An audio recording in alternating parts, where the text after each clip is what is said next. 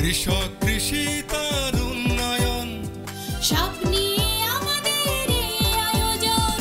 বাংলার কৃষি, বাংলার কৃষি, বাংলার কৃষি। ফলবে ফসল, ভরবে গোলা, আরো বেশি বেশি। বাংলার কৃষি, বাংলার কৃষি, বাংলার কৃষি, বাংলার কৃষি, বাংলার কৃষি। কৃষি তথ্য, প্রযুক্তি, পরামর্শ এবং মাঠ ফসলের করণীয় সম্পর্কে জানাতেই আমাদের এই বাংলার কৃষি। প্রিয় কৃষক ভাইরা, বাংলাদেশ টেলিভিশনের নিয়মিত কৃষি বিষয়ক অনুষ্ঠান বাংলার কৃষি দেখার জন্য আমি আব্দুল শহীদ মিঠু আপনাদের আমন্ত্রণ এবং শুভেচ্ছা জানাচ্ছি। আমাদের আজকের বিষয় বাণিজ্যিকভাবে বিভিন্ন জাতের কুলের আবাদ।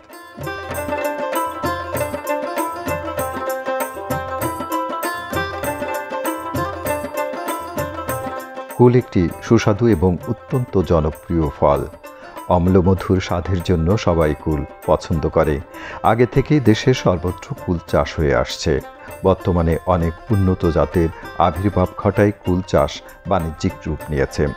কুলের 100 গ্রামে রয়েছে খাদ্যশক্তি 55 ক্যালোরি, শর্করা 20.23 গ্রাম, আমিষ 1.2 গ্রাম, জলীয় অংশ 77.86 gram, vitamin A 40, IEA, thiamine 0.02 milligram, riboflavin 0.04 milligram ও নিয়াসিন 0.09 মিলিগ্রাম।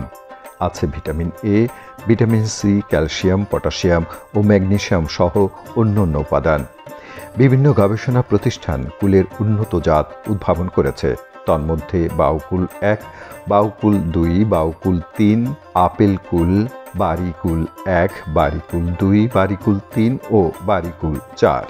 দেশের আরও চাষ হয় বলসুন্দরী, কাশ্মীরি ও অন্যান্য জাত। ফরিদপুর জেলাধীন সদর উপজেলার কৃষ্ণনগর এলাকার হাট গোবিন্দপুর গ্রামের তরুণ কৃষি উদ্যোক্তা মোহাম্মদ মফিজুর রহমান মাফি তার 27 বিঘা জমিতে কাশ্মীরি, বলসুন্দরী, আপেল কুল ও টক কুল সহ নানান জাতের কুলের আবাদ করেছেন।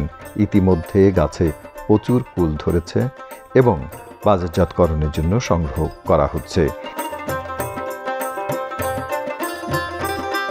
আমার চারিদিকে থোকায় থোকায় বিভিন্ন জাতের কুল ধরে আছে এবং এই কুলটা কিন্তু বাণিজ্যিকভাবে উৎপাদন করছেন আমাদের এই কৃষক ভাই।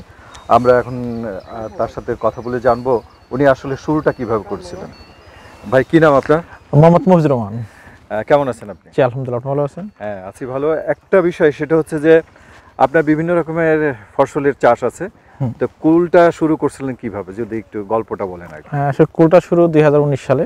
কৃষি অফিসার বর্তমানে যে দায়িত্ব আছে আনোয়ার স্যার, উনি খুব একটা ভালো। ওনার সাথে একদিন পরিচয়, আমি কথা বললাম, স্যার আমি এই সমস্যা, আমি কি একটা বাগান করতে চাই, কীভাবে কী করা যায়। পরে স্যার বললো যে একটা নম্বর দেই, তুমি একটু যোগাযোগ করো। পরে ওনার এক ফ্রেন্ড আছে তাহলা জুবাইর স্যার, চুয়াডাঙ্গা থাকতেন, উনি খুব ভালো লোক, ওনার নম্বর দিল। ওনার মাধ্যমে আমি চুয়াডাঙ্গা গেলাম। ওনার মাধ্যমে একটা বাগান ভিজিট করার পরে আমার এক বাগান গেলাম, কুলটা দেখে খুব পছন্দ হলো। তো শুরুটাতে আসলে চ্যালেঞ্জের ব্যাপার ছিল। যখন শুরু করি আমি, আসলে চারাগুলো ছোটো ছিল, আসলে আমার এলাকার লোক বিশ্বাস করতো না যে এইগুলো ফল দিবে বছর। আমার আব্বা তো খুবই হতাশায় পড়ে গেলো, আমার সাথে রাগারাগি, মানে খাওয়া দাওয়া বন্ধ করতে রাগারি করলো, বাড়িতে চলে গেলো একদিন রেগে। পরে আমি আসলে এই ছোটো গাছগুলো এই পরিচয়ের মাধ্যমে মানুষ ছোটো বাচ্চাদের মতো মানুষ করতে করতে একসময় সাফল্যের দিক দিয়ে আসলাম। প্রথম বছরে আমি 16 বিঘা থেকে সব কিছু মিলাই প্রায় 40-এর উপরে আমি কুল বিক্রি করছিলাম, 40 লাখ টাকার উপরে। আলহামদুলিল্লাহ ওই সাফল্যে ইনশাল্লাহ ধরে রাখছে। কুলটা আমরা এটা একটা বোনাস চাষের মতনই। তো আমরা যখন বাণিজ্যিক চাষ করি তখন অবশ্যই একটু ভালো কিছু করতে হবে। আমরা যখন চাষ করি আমরা জমিটা পুরো চাষ দিয়ে সেরে আমরা একটা গর্ত করি, 1.5 ফিট বাই 1.5 ফিট গর্ত করে, স্কোয়ার এবং ডিপ 4 স্কোয়ার করে একটা গাছের করে 8 থেকে 10 কেজি গোবর, কিছু টিএসপি, কিছু পটাশ, ইউরিয়া, জীব বোরন সার দিয়ে আমরা মাটিকে ঢেকে দিই একটা পানি দিই। তো কুল চাষ বাণিজ্যিকভাবে খুবই একটা লাভবান চাষ। আর আসলে চাষটা আসলে খুব কঠিন না। কুলের রোগ বেলা খুবই কম। এর খাবারটা এবং মাঝে সাথে একটা চেষ্টা দিয়ে রাখলেই কুল আসলে একটা বুনো চাষের মতোই। আসলে বর্তমান আধুনিক যুগ এবং কৃষি অফিসার যারা কৃষি অফিস থেকে এবং এই থেকে আমাকে খুব সহযোগিতা করেন। আমরা এই গাছগুলো ফল শেষে আমরা ফল গাছগুলো পুনিং করে দেবো। পুনিং করে কেটে পরিষ্কার করে দেওয়ার পরে গাছের পুরো জমিটা চাষ দিয়ে ফেলাবো। চাষ দিয়েই গাছের করে পানি দিয়ে দেবো এবং পুনিং পরে একটা ছত্রাকনাশক বা বৈদ্য মিক্সার দিয়ে আমরা এগুলো দূর করবো ছত্রাকের সমস্যাগুলো। এলাকার মহিলা সদস্যরা কুল সংগ্রহের কাজ করছেন। কুল 50 থেকে 60 টাকা কেজি দরে বাগান থেকে বিক্রি হচ্ছে। ফল সংগ্রহের পর গাছ কেটে ফেলবেন বলে তিনি আমাদেরকে জানান। তিনি গাছের গোড়ায় জৈব ও রাসায়নিক সার ব্যবহার করেছেন। উপজেলা কৃষি কর্মকর্তা ও উপসহকারী কৃষি কর্মকর্তা তাকে সবসময় পরামর্শ দিয়ে থাকেন। তরুণ উদ্যোক্তা হিসেবে কুল চাষ করে তিনি বেশ খুশি। তুমি তো এই চাষের সাথে জড়িত আছো এবং দেখতেছো, তো তোমরা মনে করো কি যে কৃষি কাজ করেই কি আমাদের তরুণ প্রজন্ম যদি ইচ্ছা করে চাকরি না করে কৃষি কাজ করে তাদের ভবিষ্যৎকে এগিয়ে নিতে পারবে? হ্যাঁ পারবে, কৃষি কাজ করে তারা তাদেরকে সাফল্য অর্জন করতে পারবে। আচ্ছা, মানে চাকরি বাকরি না করেও কৃষি কাজ করে তাদের ভবিষ্যৎ সুন্দর করতে পারবে। আগে তো কৃষিটা আমরা খোরপোশের কৃষিতে ছিলাম, মানে যে কৃষিটা হচ্ছে খাওয়া পড়া হলেই হলো, কিন্তু এখন তো এই যে কৃষিগুলো আমাদের করা হচ্ছে যেমন ড্রাগন, কুল বা অন্য অন্য যে মানে উচ্চ মূল্যের যে ফসলগুলা এগুলো করা হচ্ছে, তো এইটা বাণিজ্যিকভাবে নেওয়া কি সম্ভব কিনা? হ্যাঁ বাণিজ্যিকভাবে করা যায় এবং অনেকে করে বর্তমানে স্বাবলম্বী অর্জন করতে পারতেছে। এই যে তোমরা লেখাপড়ার পাশাপাশি কৃষিতে আগ্রহ প্রকাশ করছো, তো আমরা কি আমাদের ভবিষ্যৎ প্রজন্মকে কৃষিতেই স্বাবলম্বী করতে পারি কিনা? আমাদের তরুণ প্রজন্ম বলতে আমরা যেমন আমরা স্টুডেন্ট আছি এখন, তাদের পাশাপাশি অনেক আমাদের বয়সে আছে অনেকজন আছে এখন কৃষি সফলতা করছে, বাণিজ্য বা অনেক ব্যবসায়ীভাবে তারা এখন অনেক সফলতা অর্জনের কাছাকাছি। একটা কোম্পানিতে জব করি, আমি ছুটি পাইছি প্রায় 8 মাস পরে। আমি প্রথমে আইসি, আমার হচ্ছে যে বাগানের মালিক উনি আমার চাচা হয়, ওনার সাথে আমার খুব ঘনিষ্ঠ সম্পর্ক। আমি আসি বাগান ভিজিট করছি, দেখতেছি কিভাবে কি করে, কিভাবে ফলনগুলোর ভালো করতেছে। আগে দেখা যাইতো কি সাধারণত সারটার দিয়ে যেমনভাবে ফলন করাতো ওইভাবে ফলন হইতো না, চাষ করলে বেশিরভাগ কৃষি ব্যর্থ হইতো। তারা বিশেষ করে তেমন কোনো সাপোর্ট পাইতো না আশপাশ থেকে। এখন দেখা যাইতেছে আমাদের কৃষির অনেক উন্নয়ন হয়েছে। কৃষি অফিসও কিন্তু হ্যাঁ পাশে তারা এসে বাগান ভিজিট করতেছে, তারা বিভিন্ন ধরনের পরামর্শ দিতেছে। সেক্ষেত্রে দেখা যাইতেছে এখন কৃষি যদি কেউ কৃষি নিয়ে উদ্যোক্তা হতে চায়, এটা তার জন্য একেবারেই সহজ আমি মনে করি। কুল বাংলাদেশের সব এলাকায় এবং সব ধরনের মাটিতে জন্মে, তবে বেলের দোআঁশ মাটিতে ভালো ফলন পাওয়া যায়। উঁচু ও মাঝারি উঁচু জমি কুল চাষের জন্য ভালো। কলমের মাধ্যমে এর বংশ বিস্তার ভালো হয়। সাধারণত বার্ডিং এর মাধ্যমে কলম তৈরি করা হয়। চারা রোপণের মাসখানেক আগে 6 ফুট দূরে দূরে গর্ত করে রোপণের 10 থেকে 12 দিন আগে প্রতি গর্তে 200 থেকে 250 গ্রাম ইউরিয়া, 200 থেকে 250 গ্রাম টিএসপি, 245 থেকে 255 গ্রাম এমওপি এবং 20 থেকে 25 কেজি পচা গোবর সার দিয়ে মাঘ থেকে চৈত্র বা শ্রাবণ থেকে ভাদ্র মাসে চারা রোপণ করতে হয়। গোড়ার ডালগুলো প্রথম পর্যায়ে ছেটে দিতে হয়। গাছের গোড়া থেকে 75 সেন্টিমিটার উপরে শক্ত সমর্থন ডালগুলো রাখতে হয়। গাছে ফুল আসলে সেচ দিতে হয়। বছরে 3 বার পরিমাণ মতো সার প্রয়োগ করা যেতে পারে। আগাছা দমন করতে হয়। মধ্য পৌষ থেকে মধ্য মাঘ পর্যন্ত ফলের রং হালকা সবুজ বা হালকা হলুদ হলে সংগ্রহ করতে হয়। আমরা এখানে আসি আমাদের ফরিদপুর সদর উপজেলার তরুণ উদ্যোক্তা মাফিজুর রহমান মাফির কুল বাগানে। উনি আমাদের কৃষি বিভাগের পরামর্শ নিয়ে 2-3 বছর যাবৎ বাণিজ্যিক ভিত্তিতে কুলের আবাদ শুরু করেছেন। এখানে আপেল কুল, বাউ কুল, বলসুন্দরী, কাশ্মীরি কুল বিভিন্ন কয়েকটি জাতের কুলের চাষ করে উনি প্রতি বছর প্রায় অনেক টাকা কুল বিক্রি করে থাকেন। এখানে আমরা মাঠে আছি, এখন বলসুন্দরী কুল হারভেস্ট হচ্ছে।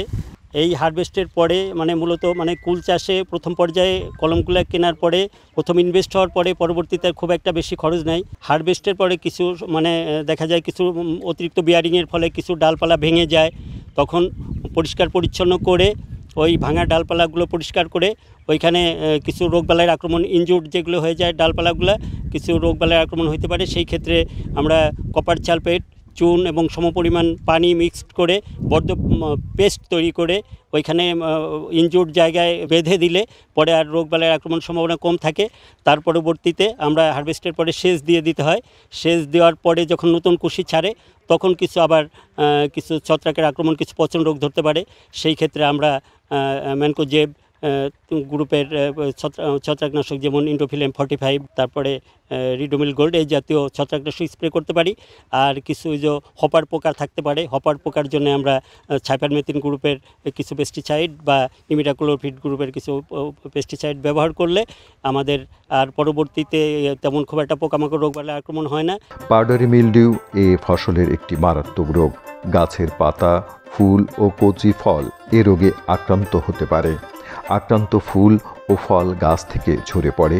ছত্রাকনাশক প্রয়োগ করে এই রোগ প্রতিরোধ করা যেতে পারে। কুল শুকিয়ে পরবর্তীতে ব্যবহারের জন্য ঘরে রাখা যেতে পারে। কুল দিয়ে মুখরোচক চাটনি, আচার, মোরব্বা, শরবত ও জেলি তৈরি করা যায়। তাছাড়া আয়ুর্বেদ শাস্ত্রেও প্রক্রিয়াজাত কুল ব্যবহার করা হয়ে থাকে।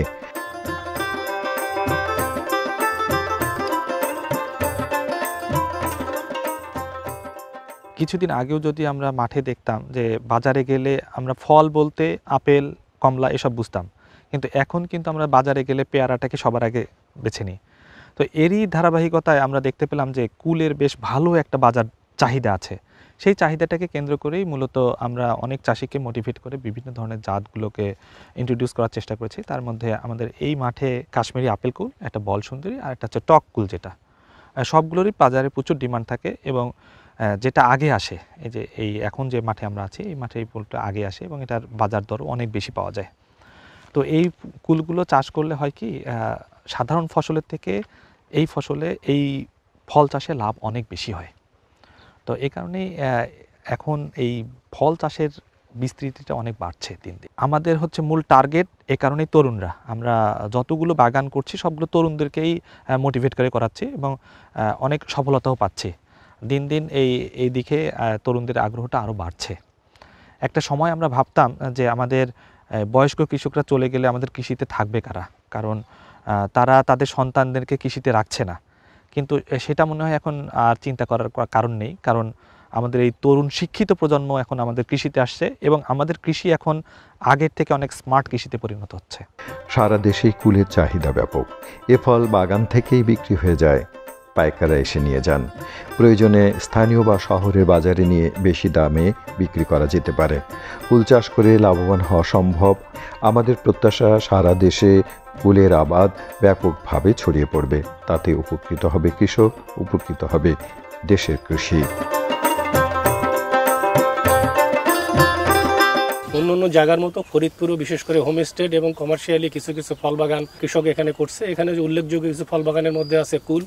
কুলের জাতগুলির মধ্যে আমাদের বলসুন্দরী আছে, কাশ্মীরি এবং আপেল কুল কৃষকদের মাঝে বেশ কিছু জনপ্রিয় হয়ে উঠছে। পাশাপাশি এখানে পেয়ারা একটি অত্যন্ত প্রমিজিং একটি ফসল এবং পেয়ারার যে জিনিসটি কৃষক বিশেষ করে উদ্বুদ্ধ হচ্ছে ব্যাগিং পদ্ধতিতে পেয়ারা উৎপাদন। এতে করে পেয়ারার শেপ সাইজ এবং কালার অনেকটা ভালো থাকে এবং রোগবালাই বা পোকামাকড়ের আক্রমণ অনেকটাই কম হয়। এর পাশাপাশি আমাদের এখানে বেশ কিছু ড্রাগনের বাগান এখানে আছে, সেখান থেকেও কৃষক তাদের কাঙ্ক্ষিত ফলন এখানে পাচ্ছে এবং অন্য অন্য জায়গার মতো এখানে হোমস্টেড বা অন্য অন্য জায়গায় কিছু কিছু স্থানে আম বাগানও ব্যাপকভাবে সম্প্রসারিত হচ্ছে এবং আমরা আশা করি যে ফলের যেহেতু একটি ভালো মূল্য আছে এবং কৃষক দেশীয় ফলে উদ্বুদ্ধ হচ্ছে এবং এই বাগানগুলি আগামীতে আরও ব্যাপক সম্প্রসারিত হবে। বাংলার কৃষি, বাংলার কৃষি, বাংলার কৃষি। অনুষ্ঠান সম্পর্কে আপনাদের যে কোনো মতামত আমাদেরকে লিখতে পারেন। লিখবার ঠিকানা প্রযোজক বাংলার কৃষি, কক্ষ নম্বর 223, বাংলাদেশ টেলিভিশন ভবন, Rampura, Dhaka 1219। Email banglarkrishi1314@gmail.com। Facebook Bangladesh television. ইচ্ছে করলে অনুষ্ঠানটি ইউটিউবে দেখতে পারেন। এইসব তরুণ উদ্যোক্তাদের হাত ধরেই আমাদের কৃষি ভবিষ্যতে এগিয়ে যাবে, এটাই আমরা প্রত্যাশা করছি। কৃষক ভাইরা, আজ এ পর্যন্তই। আপনারা সবাই ভালো থাকুন, সুস্থ থাকুন। আল্লাহ হাফেজ।